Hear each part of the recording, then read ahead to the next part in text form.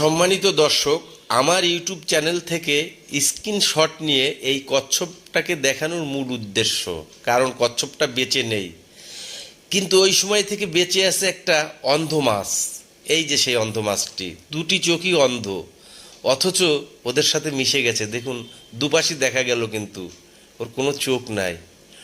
অথচ আমি খুব কষ্ট পেয়েছিলাম ওই সময়। আমার কাছে খুবই কষ্ট লাগছিল যে আমার তো শখের, আসলে মাছগুলো তো শখের।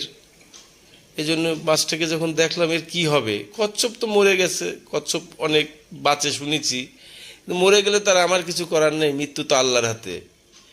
তো চিন্তায় পড়ে গেলাম এই মাছটার এখন কি হবে। মাছটাকে তো পুকুরে দিলে অন্য পুকুরেও বাঁচবে না, তো আমি অ্যাকুরিয়ামেই রেখে দিলাম। তারপর থেকে দেখলাম যে মাছটা ওদের সাথে মিলেমিশে কিভাবে টের পায় জানি না। ও খাবার দিলে ঠিক খাবার খেতে চলে যায়, ও ঠিক চলাফেরা সব কিছু সুস্থ, একেবারে যেন মনে হয় সব মাছের মতো ও সুস্থ। যাই হোক, অন্ধ হলে তারপরও আল্লাহর রহমত থাকলে সে সুস্থভাবে বেঁচে থাকতে পারে। ভিডিওটি ভালো লাগলে লাইক দিবেন।